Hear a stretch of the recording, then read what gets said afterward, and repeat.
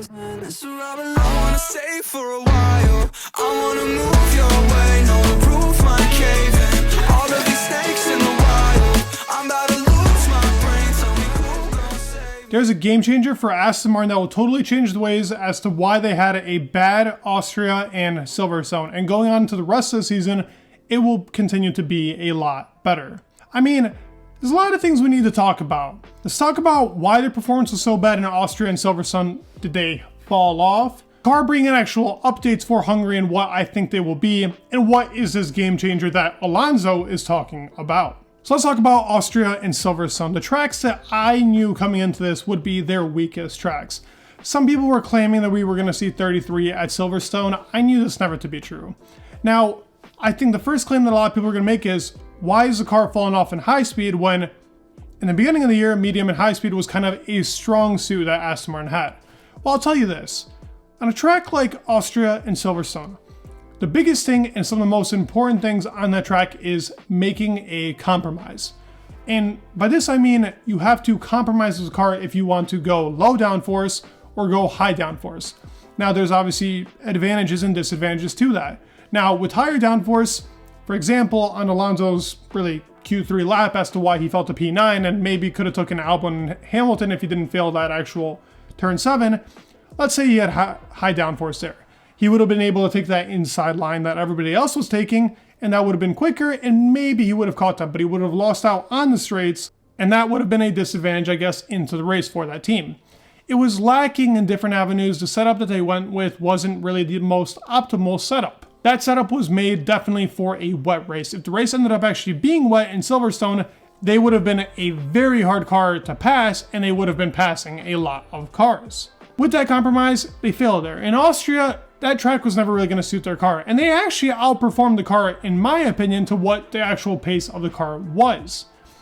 Ferrari was always going to be suited to a track on rear downforce, but also straight line speed. Now, they are a rear downforce car, but slow to medium is where they really excel at. Clearly, the push rod system is actually really good in slow to medium speed. And the only team to actually kind of compete, I guess, with Red Bull in high speed has been Ferrari. And now I guess McLaren is the new contender, but they have a different suspension setup. Aston Martin has been lacking in that avenue. High speed has never been a strong suit. Last year, the car was lacking in high speed. And quotes from Mike Crack were consistently, "We lack in high speed, we lack in high speed." Paul Ricard, bad track for them. Suzuka actually was a pretty decent track, even though it has a lot of medium to high speed, but compromises, as I say. They were not able to compromise with the car here to actually get the best out of it. They had to go with a low downforce wing, meaning that their actual rear of the car isn't their strongest suit anymore. Now they're more reliant on the front of the car. The track is very front reliant. They weren't able to push as hard as they wanted to. They didn't even have that that tire advantage that they usually have. It was, I guess, a masterclass of disaster for the Aston Martin team. But guess what? Even out of that, they finished P7. Last year, that would have been like, wow, God is coming to this team. They actually finished P7 in a race. We have to put that context kind of into our eyes sometimes. Alonso joined the team that was P7 in the constructors. That was the best they could have gotten. Maybe they could have taken Alfa Romeo if Vettel ended up actually finishing in front of somebody like Daniel Ricciardo on Abu Dhabi. But regardless, Vettel pulled a lot out of that car. Alonso's pushing the best out of this car. These really drivers, Vettel and Alonso, are pushing the best out of it. I think Lance is definitely lacking. I think that's not good. And seeing Oscar Piastri and Lando Norris actually up there, being able to kind of contend, really makes me rethink what's going on between that Aston Martin team, the gap that's happening right there. The actual upgrades they're planning on for Hungary. Now, I thought they were going to bring a big package here to Silverstone. I don't know what was up with these teams in Silverstone, but not many teams brought huge packages to really help their performance on high speed. Now, the team is bringing in upgrades to Hungary, and apparently these are very important upgrades for them to try and take a win off of Max Verstappen here in Hungary. This track, in hindsight, should favor their car in every aspect. Now, the straight line over there, they have DRS efficiency. They can bolt on a big-ass wing. It can be a track where I think they will perform very highly. They actually will have a lot better traction going into those corners. They don't need a low downforce wing. Everything's suited to that car. And I'm talking about turn 1, 2, 3, 4, you name it, on that track, that Aston Martin car will excel at. It's nothing but what the Aston Martin car needs. I see this being qualifying like Monaco. It will be a very, very uptight track. I believe a floor upgrade is actually coming to help enhance that simple floor. Yet again, it's still pretty simple on the top. They need to add additions. They need to look more into what Red Bull is doing with their floor and their undercut to really extract the performance out of this car. With a different suspension setup comes different types of things. Now their strengths really rely here. And if they can't win on this track, if they can't really even fight with Max Verstappen within I want to say if the gap is somewhere near to what Canada is, that is a success for Aston Martin.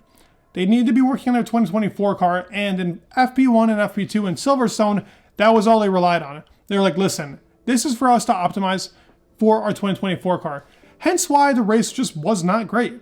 The race wasn't great because they had a low downforce swing, and they know that high speed and really straight line speed is where they lack in. So they got to find where the compromise needs to be found within the car to actually have a lot better of a car in high speed. Low speed, braking, chef's kiss. That's the Aston Martin's strong suit. Hungary, slow speed, braking, one straight, that's not even that long. Chef kiss for Aston Martin. This will be the track they need to get it out of. And last thing I wanted to talk about was that game changer. The game changer for Aston Martin that Alonso talks about. What is this?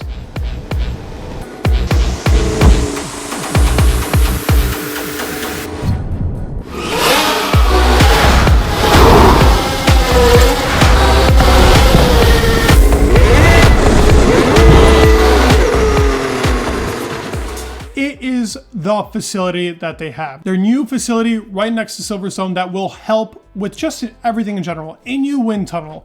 They are moving currently. They're currently moving everybody out. They just got people into this actual facility with its wind tunnel and everything. And they're trying to optimize to get it for the 2024 car. But another big thing is they were actually working out of campers. They were trying to get everything out of this team. They were really stressed when they're talking about it from moving from factory to factory. It has been a difficult process for them. So they need, and as Stroll talks about, you want to succeed in this sport, you have to have everything at the highest level. It's not just about the drivers. It's not even just about the car. It's about the facilities, the people that are working there, how they're working, the unison, how the building looks. He's right. You have to have it all. Red Bull, amazing facility. Mercedes, amazing facility. Ferrari, amazing facility. I mean, these are the top dog teams. That is what it takes. McLaren have an amazing facility as well. I mean, they claim that their wind tunnel is a big problem, but they have a pretty decent wind tunnel. So it's all these kinds of issues that is causing Aston Martin really a struggle, I guess, now going into the second half of the season.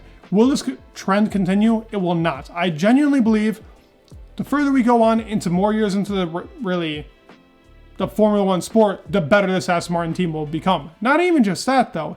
It's also about the second half of the season will be still extremely strong. Alonso is minimum finishing P3. I'm telling you this, they have the pace to beat Mercedes, Ferrari, and McLaren. McLaren is a very brand new team right now, hopping up in this really top 5 we got going on. Aston Martin is still Red Bull's biggest contender. I genuinely believe on tracks like Hungary, like Singapore, where their strong suits are really going to come out like Zandvoort, this is where that car will excel, and we will see Alonso, I still think, take a 33. Let me know your thoughts down below. Please leave a like, subscribe. It would mean the world, and peace.